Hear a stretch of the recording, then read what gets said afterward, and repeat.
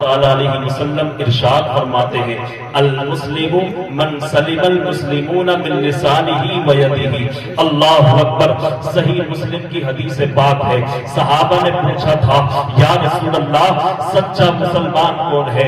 آج اپنے اندر جھانک کر دیکھو کہ ہم سچے مسلمان ہیں یا نہیں ہے، ہم مسلمان کہلانے کے لائق ہے یا نہیں ہے۔ اللہ اکبر۔ یہ حدیث پاک آپ کو ایک اندازہ دے رہی ہے، آپ کو یہ اندازہ دے رہی ہے، آپ کو یہ ایک وزن دے رہی ہے۔ اس وزن پر آپ تول لینا کہ کون سچا مسلمان ہے، کون نبی کا وفادار مسلمان ہے۔ اللہ اکبر۔ سرکار فرماتے ہیں المسلم من سلم المسلمون من لسانہ و یدہ۔ سچا مسلمان وہ ہے کہ جس کے ہاتھ اور پیر سے دوسرے مسلمان محفوظ رہ سکے۔ نعرہ تکبیر، نعرہ رسالت، آمد علماء اہل سنت، حضرت علامہ حضرت قاری ارشاد اظہری صاحب اللہ، حضرت ارشاد احمد صاحب اللہ، حضرت مولانا خلیفہ سرکار تاج شریعہ، نعرہ تکبیر، نعرہ رسالت۔ ماشاءاللہ دیکھیے جامعہ رشیدیہ رسویہ کے اساتذہ کرام کی آمد ہو گئی ہے، اور اس سے بعد کی زیارت فرمائیے اور حضرت کی تقریر سماعت فرمائیے۔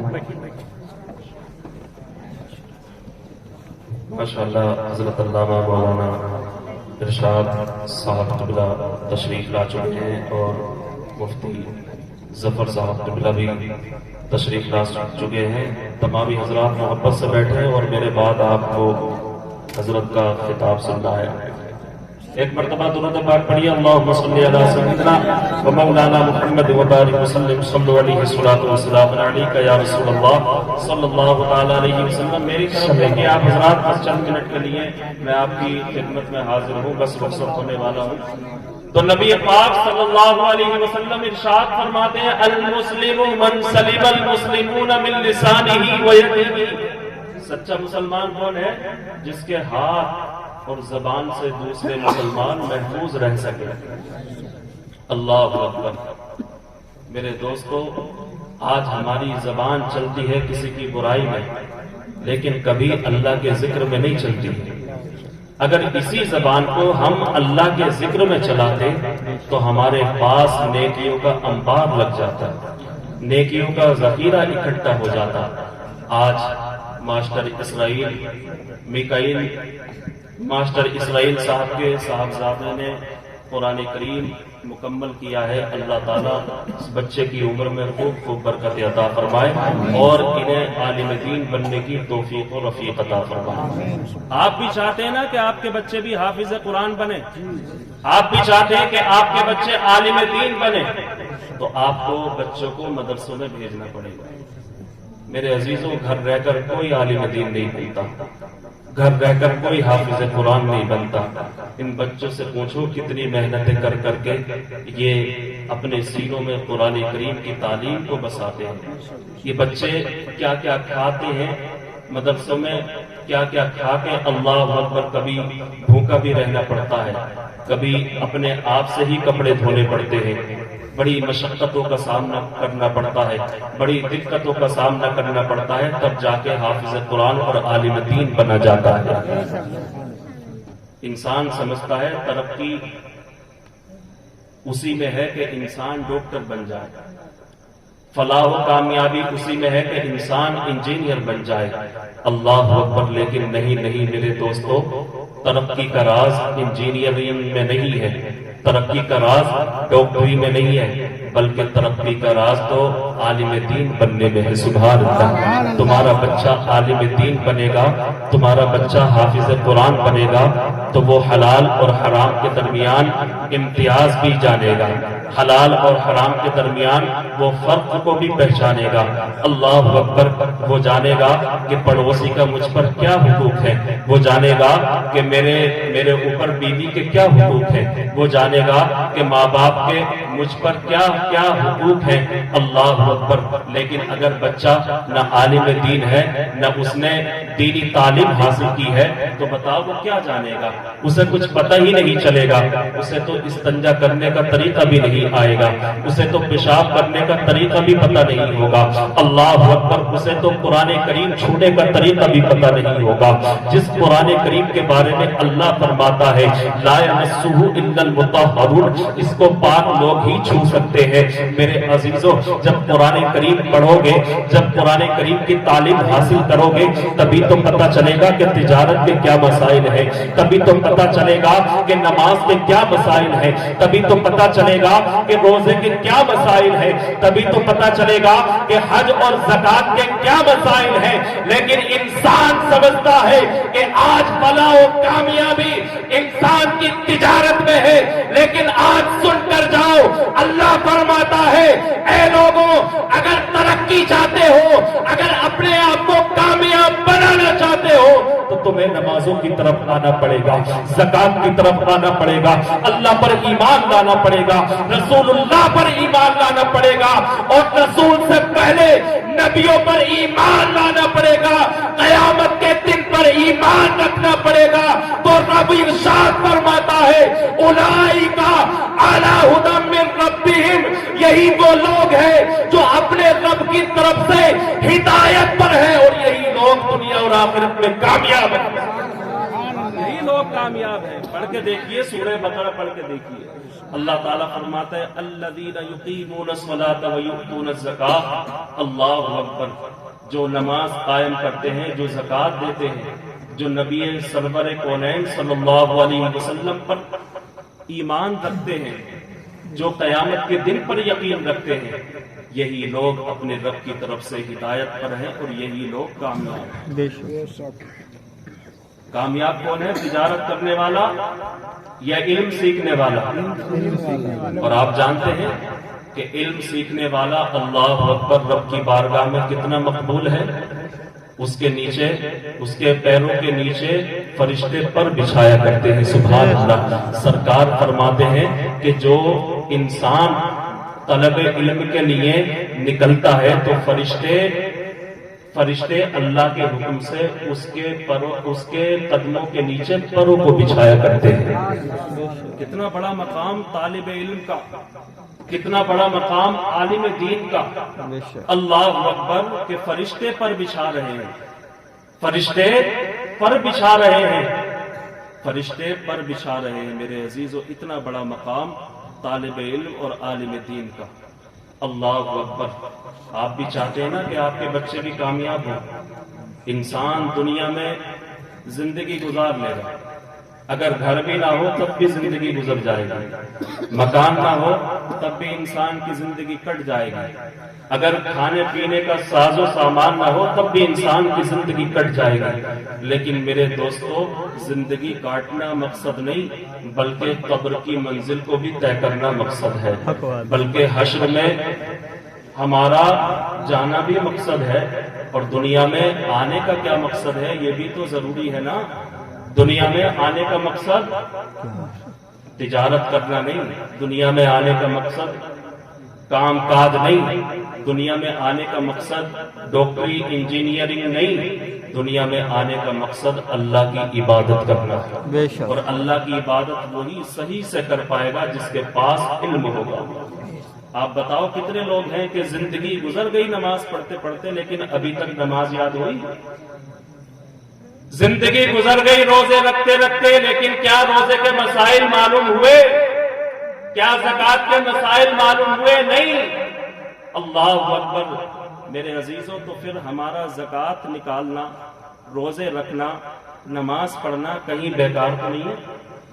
کہیں خراب تو نہیں جا رہا؟ اب نماز اسی کی تو قابل قبول ہوگی جو صحیح طریقے سے پڑھے گا. بھئی نماز جو صحیح طریقے سے پڑھے گا اسی کی تو قبول ہوگی. زکات جو صحیح طریقے سے ادا کرے گا اسی کی تو قبول ہوگی. حج اسی کا تو قبول ہوگا جو حج کے مسائل جانے گا، صحیح طریقے سے ارکان ادا کرے گا. یار جو مکہ شریف چلا گیا اس کا حج ہو گیا. لوگ یہی سمجھتے ہیں نا کہ लोग हाजी कह दें बस काफी है, नहीं, बल्कि हज के अरकान भी अदा करने पड़ेंगे, तुझे ज़कात के रुकन भी अदा करने पड़ेंगे, तुझे ज़कात के मसाइल से भी वाबस्ता होना पड़ेगा। अल्लाह अकबर, ये इल्म ऐसी चीज है कि इंसान को तमाम रास्ते उसके लिए खोल देता है। इंसान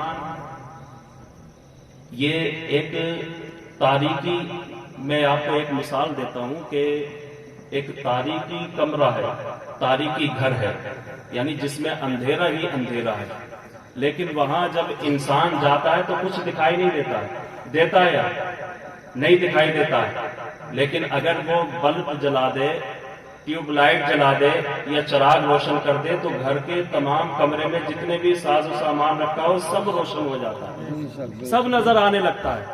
तो इल्म भी एक ऐसी ही रोशनी है कि जिसको हासिल करने के बाद इंसान की जिंदगी भी रोशन हो जाती है और उसकी आखिरत भी रोशन हो जाती है। बेशक हक बात है। इसलिए अपने बच्चों को आलिम दीन बनाइए। आपके तो कुर्बो जवार में इतने बेहतरीन मदरसे हैं, झाड़झोड़ा साहब पर जो मदरसा है हजरत जो चला रहे हैं, कितना बेहतरीन मदरसा है, उसकी दूर दूर तक तारीफ मैंने सुनी है। आज भी जब आने का इरादा किया तो लोग कह रहे थे कि हजरत कहाँ दस्तार है, मैंने कहा कि झाड़झोड़ा पर जो मदरसा है जामिया रशीदिया, उसमें बच्चा पढ़ता है। अच्छा, उसकी पढ़ाई तो बड़ी जबरदस्त है, उसका नज़्म नस्ब तो बड़ा शानदार है, उसकी तालीम और तरबियत तो बड़ी अच्छी है।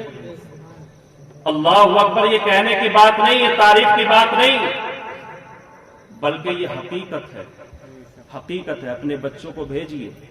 और इतने इतने बड़े इदारे हमारे बरेली शरीफ में चल रहे हैं और हमारे चंदपुर में कोई आलिम दीन नहीं, हमारे चंदपुर में बच्चे पढ़े लिखे नहीं। अल्लाह अकबर, गिनती से ही कुछ बच्चे होंगे जिन्होंने के हिफ्ज किया होगा या पढ़ाई कर रहे होंगे। हमें चाहिए कि अपने उलमा से राब्ता करें और अपने बच्चों को ज्यादा से ज्यादा पढ़ाएं। इस्लाम ये नहीं कहता कि तुम डॉक्टर मत बनाओ, इंजीनियर मत बनाओ। दुनियादार बनाने से पहले तुम अपने बच्चों को दीनदार बनाओ। दीनदार बनाओगे तो इंशाअल्लाह तुम्हारी आखिरत भी कामयाब हो जाएगी और दुनिया भी कामयाब हो जाएगी। इतना तो बना दो कि तुम्हारे बच्चे जब तुम इंतकाल करो तो तुम्हारे सरहाने खड़े होकर कुरान करीम की तो तिलावत कर पाएं। इतना तो बना दो अपने बच्चों को, इतना तो सिखा दो अपने बच्चों को कि जब जाकनी का वक्त हो तो किसी और को सूरह यासीन पढ़ने के लिए बुलाना ना पड़े, बल्कि तुम्हारा बच्चा ही कुरान करीम खोलकर और तुम्हें यासीन शरीफ सुना दिया करे। सुभान अल्लाह। कम से कम इतना तो पढ़ाना चाहिए, इतना पढ़ाना तो चाहिए कि बाप का जनाजा पढ़ाने के लिए किसी और को तलाश न करना पड़े, किसी महल्ले के इमाम को ना बुलाना पड़े, बल्कि बेटा अगर आलिम दीन हो तो आगे बढ़ के बाप का जनाजा पढ़ाई। सुभान अल्लाह, सुभान अल्लाह। अच्छी बात और क्या होगी। हक बात है।